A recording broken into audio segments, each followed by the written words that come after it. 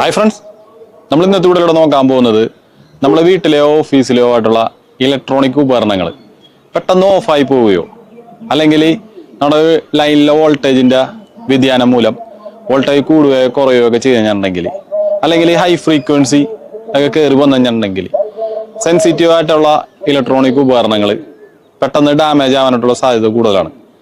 ഉദാഹരണമായിട്ട് പറയുകയാണെങ്കിൽ നമ്മളെ ഈ ഒരു വൈഫൈയും അതുപോലെ കേബിളൊക്കെ പ്രൊവൈഡ് ചെയ്യുന്ന ഓപ്പറേറ്റേഴ്സ്, അതുപോലെ തന്നെ മെഡിക്കൽ എക്യുപ്മെൻറ്റ്സ്, അതുപോലെ നമ്മളെ കമ്പ്യൂട്ടറുകൾ, അതുപോലെ നമ്മളെ എക്സ്പെൻസീവ് ആയിട്ടുള്ള ചാർജറുകൾ, ക്യാമറാസ്, ഇതിൻ്റെയൊക്കെ ഉപകരണങ്ങൾ അങ്ങനെ ഓഫായി പോകാനായിട്ട് പാടില്ല.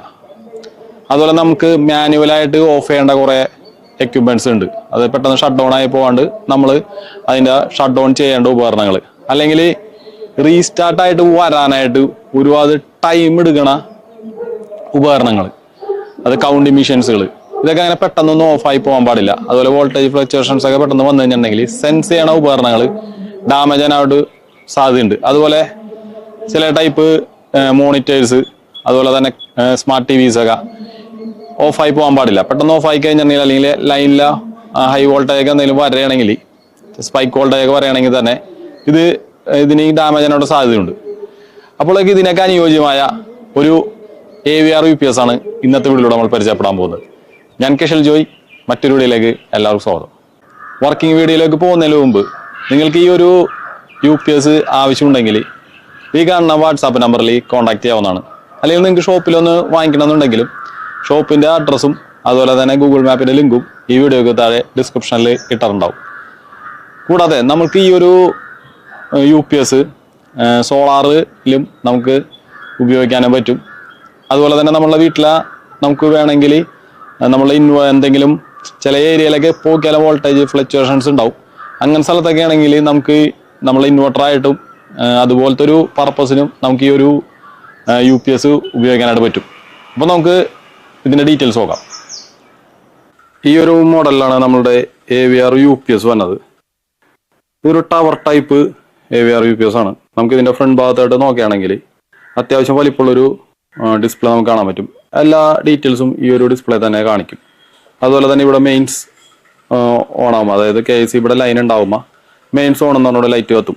LED ഇൻഡിക്കേറ്റർ ലൈറ്റ് ആണ് അവിടെ ആ ഭാഗത്തായിട്ട് കാണുന്നത്. അതുപോലെ ചാർജർ ഓൺ ആവണമെങ്കിൽ ചാർജർ ഓൺ എന്ന ലൈറ്റ് കത്തും. സിസ്റ്റം ഓൺ ആണെങ്കിൽ, അതായത് UPS ഓൺ ആവണമെങ്കിൽ UPS അവിടെ ഒരു ലൈറ്റ് കത്തും. ബാറ്ററി ലോ എയർലി വാണിംഗ് ഉണ്ട്. അതുപോലെ ബാറ്ററി ലോ ആണെങ്കിൽ അവിടെ ഒരു LED ഇൻഡിക്കേറ്റർ ലൈറ്റ് കത്തും. ഇവിടെ ഓവർലോഡ് ഉണ്ട്, സോളാർ മോഡ് ഉണ്ട്, സോളാർ യൂസ് ഉണ്ട്, UPS മോഡ് ഉണ്ട്. ഇത്രയും LED ലൈറ്റ്സ് ആണ് ഈ റൈറ്റ് സൈഡിലായിട്ട് കാണുന്നത്.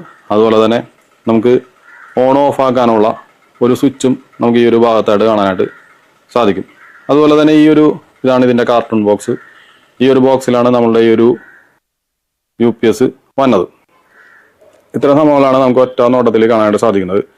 ഈ ഒരു UPSന്റെ പ്രത്യേകത എന്താണെന്ന് വെച്ചിട്ടുണ്ടെങ്കിൽ നമുക്ക് വലിയ ബാറ്ററികൾ, അതായത് 100 AH ബാറ്ററി, 150 AHകളൊക്കെ ബാറ്ററി നമുക്ക് ഇതിനകത്ത് കണക്ട് ചെയ്തിട്ട് കൂടുതൽ ടൈം, ഇപ്പം ഇങ്ങനത്തെ പർട്ടിക്കുലർ യൂസിനൊക്കെ ഉള്ള സംഭവം കാരണം നമുക്ക് കുറേ നേരം വർക്ക് ചെയ്യേണ്ടി വരും, ലൈൻ പറഞ്ഞവർ. അപ്പോൾ നമുക്ക് കൂടുതൽ AH ഉള്ള ബാറ്ററികളെ കണക്ട് ചെയ്തിട്ട് കൂടുതൽ നേരം നമുക്ക് ഉപയോഗിക്കാൻ പറ്റുമോ എന്നുള്ളതാണ് ഇതിൻ്റെ ഒരു ഏറ്റവും വലിയൊരു പ്രത്യേകതയായിട്ട് നിൽക്കുന്നത്. അതുപോലെ തന്നെ ഇത് വോൾട്ടേജ് വേരിയേഷനുള്ള സ്ഥലങ്ങളിലും നമുക്ക് ഈ ഒരു UPS ഉപയോഗിക്കാവുന്നതാണ്. നമുക്ക് ഇതിൻ്റെ ബാക്ക് സൈഡിലെ ഡീറ്റെയിൽസ് നമുക്ക് നോക്കാം. ബാക്ക് സൈഡിലേക്ക് നോക്കുകയാണെങ്കിൽ നമുക്കിവിടെ ഒരു വലിയൊരു കൂളിംഗ് ഫാൻ നമുക്കിവിടെ കാണാനായിട്ട് സാധിക്കും. തെർമൽ മാനേജ്മെൻറ്റ് കൂളിംഗ് ഫാനാണത്. ടെമ്പറേച്ചർ, അതായത് ഇതിൻ്റെ പർട്ടിക്കുലർ ടെമ്പറേച്ചർ എത്തിയാൽ മാത്രമേ ഈ ഒരു ഫാൻ കറങ്ങുള്ളൂ. അപ്പോൾ തന്നെ കൂളാക്കിയിട്ട് ഈ ഒരു ഫാൻ ഓഫ് ആവുകയും ചെയ്യും. അപ്പോൾ ഇതൊരു ഫുൾ ടൈം ഈ ഒരു ഫാൻ കറങ്ങി നമുക്കൊരു നോയ്സ് ഉണ്ടാവില്ല. നമ്മൾ എന്തെങ്കിലും റെക്കോർഡിങ് പോലത്തെ ഒരു യൂണിറ്റുകളൊക്കെ ആണെങ്കിൽ അങ്ങനെ ഒരു നോയ്സ് ഉണ്ടാവില്ല.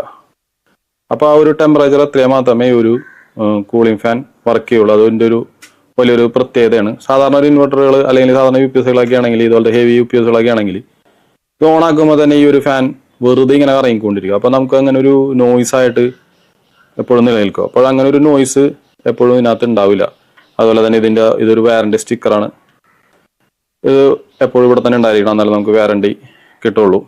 അതുപോലെ തന്നെ താഴത്തേക്ക് പോവുകയാണെങ്കിൽ നമുക്ക് ഇവിടെ നോക്കുകയാണെങ്കിൽ ഫേസ് ഇൻ, ന്യൂട്രലി, അതുപോലെ തന്നെ ഫേസ് ഔട്ട്, എർത്ത്, എർത്ത് എന്തായാലും UPS മസ്റ്റ് ആണ്. എർത്ത് എന്തായാലും കണക്ട് ചെയ്യണം. സാധാരണ നമ്മുടെ വയറിങ് പോലെ, അതായത് കൂടുതൽ സംഭവങ്ങൾ കണക്ട് ചെയ്യണ കാരണം നമുക്ക് ഇതിനകത്ത് സാധാരണ വീടുകളിലെ വയറിങ് ചെയ്യണ പോലെ നമുക്കൊരു എക്സ്റ്റൻഷൻ ബോക്സിൽ നിന്ന് കൂടുതൽ കണക്ഷൻസ് കൊടുക്കാൻ പറ്റും.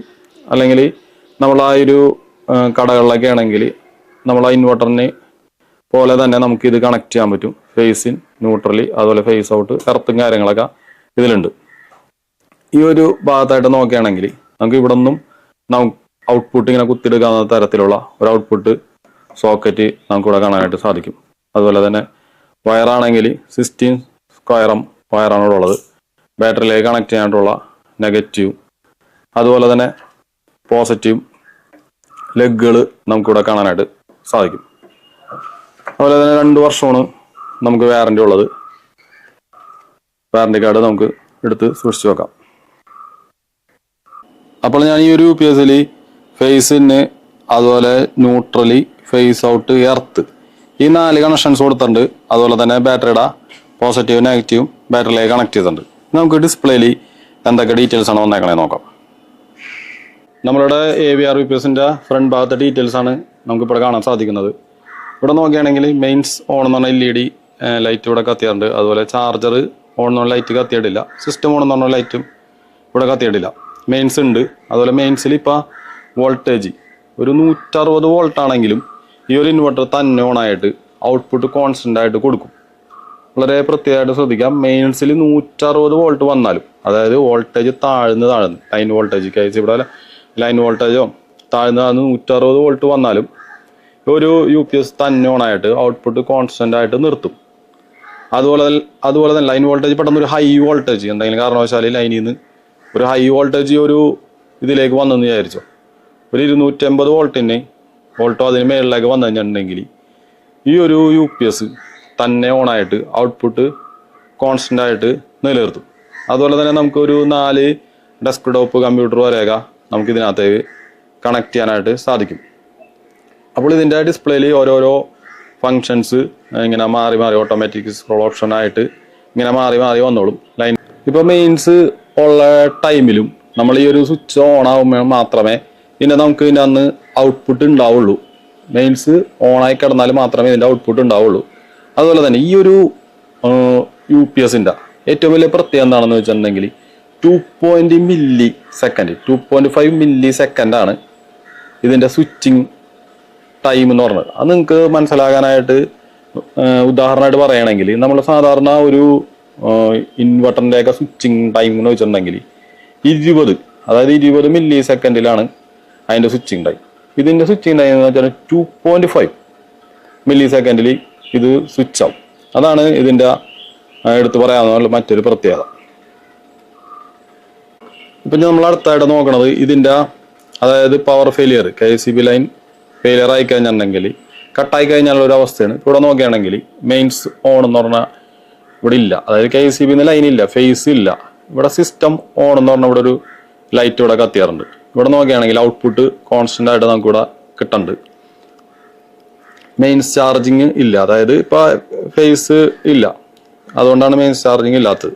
അപ്പോൾ നമുക്ക് വളരെയധികം പെട്ടെന്ന് തന്നെ സ്വിച്ച് ചെയ്തിട്ട് നമ്മളുടെ ഈ ഒരു ഉപകരണങ്ങൾ ഓഫായി പോവാണ്ട് അതുപോലെ തന്നെ സേഫായിട്ടും നമുക്ക് ഉപയോഗിക്കാനായിട്ട് സാധിക്കും. അതുപോലെ തന്നെ ബാറ്ററിയുടെ AH കൂടുന്നതനുസരിച്ച് നമുക്ക് കൂടുതൽ ദീർഘനേരം നമുക്ക് യൂസ് ചെയ്യാനും പറ്റും. ഇനി നമുക്കിത് ഓപ്പൺ ചെയ്തിട്ട് ഇതിൻ്റെ ഉള്ളിലെ കമ്പോണൻസുകൾ ഡീറ്റെയിൽസ് നമുക്ക് നോക്കാം. അപ്പോൾ ഫ്രണ്ട്സ്, നമ്മൾ ഈ ഒരു UPSന്റെ ഉള്ളിലത്തുള്ള മോസ്ഫെറ്റിന്റെ ഡീറ്റെയിൽസ് ആണ് നമുക്കിവിടെ കാണാനായിട്ട് സാധിക്കുന്നത്. ഇവിടെ നോക്കുകയാണെങ്കിൽ 1 2 3 4 5 6 മോസ്ഫെറ്റ് ഈ ഒരു ഭാഗത്തായിട്ട് തന്നെ നമുക്കിവിടെ കാണാനായിട്ട് പറ്റും. അതുപോലെ തന്നെ നമുക്കിത് ഭയങ്കര ഫാസ്റ്റായിട്ട് സ്വിച്ചിങ്ങിനും കാര്യത്തിനുള്ള റിലേയും അതുപോലെ അതിൻ്റെ കൺട്രോളറും കാര്യങ്ങളൊക്കെയാണ് നമുക്കിവിടെ കാണാനായിട്ട് സാധിക്കുന്നത്. ഈ ഒരു ഭാഗത്തായിട്ട് ഈ ഒരു ബോർഡ് കാണുന്നത് ഇതിൻ്റെ ഡിസ്പ്ലേയിൽ LED അതുപോലെ തന്നെ LCD ഡിസ്പ്ലേയും കാര്യങ്ങളൊക്കെ വന്ന ഒരു മൊഡ്യൂളാണ് നമുക്കിവിടെ കാണാനായിട്ട് സാധിക്കുന്നത്. അതുപോലെ തന്നെ ഇതിൻ്റെ ട്രാൻസ്ഫോമറിൻ്റെ സെക്ഷനായിട്ട് നമുക്ക് കാണാനായിട്ട് സാധിക്കും. ഇപ്പോൾ നിങ്ങൾക്കൊരു സംശയം ഉണ്ടാകും, ഇതിനകത്ത് സോളാർ മോഡ് എന്നുള്ളൊരു സ്വിച്ച് കണ്ടില്ല എന്നുള്ളത്. നമുക്ക് ഈ ഒരു സാധാരണ സോളാർ മോഡ് ഉള്ളതും ഇല്ലാത്തതായിട്ട് വന്നുണ്ട്. അപ്പോൾ നിങ്ങൾക്ക് ആവശ്യമുള്ളപ്പോൾ നമ്മുടെ സബ്സ്ക്രൈബേഴ്സ് സോളാർ മോഡ് സ്വിച്ച് ഉള്ളത് വേണമെന്ന് പറഞ്ഞു കഴിഞ്ഞിട്ടുണ്ടെങ്കിൽ ആ ഒരു ഓപ്ഷൻസും നമുക്ക് ഇതിനകത്ത് ഉണ്ടാവും. അതായത് ഇതിന്റെ ചാർജർ വഴി ചാർജ് കയറൂല, അല്ലാതെ നമ്മളുടെ അതായത് സോളാറിൽ നിന്നായിരിക്കുള്ളൂ ചാർജ് കയറുന്നത്. ഇതിന്റെ ചാർജിങ് നമുക്ക് ഓണും ഓഫ് ചെയ്ത് വെക്കാനായിട്ട് സാധിക്കും.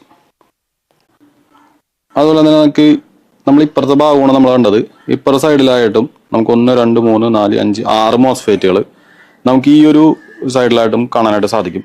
അതുപോലെ തന്നെ ഇതിൻ്റെ ബസറും അതുപോലെ നമുക്ക് ഇതിൻ്റെ കണക്ടറും കാര്യങ്ങളൊക്കെയാണ്, ട്രാൻസ്ഫോമറും ഡീറ്റെയിൽസ് ഒക്കെയാണ് കാണുന്നത്. ഇതാണ് നമ്മൾ പറഞ്ഞ ഒരു തെർമൽ മാനേജ്മെൻ്റ് ആയിട്ടുള്ള ഒരു കൂളിംഗ് ഫാൻ. നിങ്ങൾക്ക് ഈ ഒരു UPS ആവശ്യമുണ്ടെങ്കിൽ ഈ കാണുന്ന വാട്സാപ്പ് നമ്പറിൽ കോൺടാക്ട് ചെയ്താൽ മതി. നിങ്ങൾക്കിത് കൊറിയറായിട്ട് നമ്മൾ അയച്ചു തരുന്നതാണ്. അതുപോലെ തന്നെ നിങ്ങൾക്ക് എന്തെങ്കിലും ഡൗട്ടും കാര്യങ്ങളൊക്കെ ഉണ്ടെങ്കിൽ ഈ വീഡിയോക്ക് താഴെയും വാട്സാപ്പ് നമ്പറിലും നമുക്ക് കമൻ്റായിട്ട് ചോദിക്കാവുന്നതാണ്. അപ്പോൾ ഇത്രയൊക്കെ ഉള്ളൂ ഇന്നത്തെ വീഡിയോ. മറ്റൊരു നല്ലൊരു വീഡിയോ ആയിട്ട് വീണ്ടും കാണുമെന്ന പ്രതീക്ഷയോടെ ഞാൻ കഷിൽ ജോയ്. Bye bye.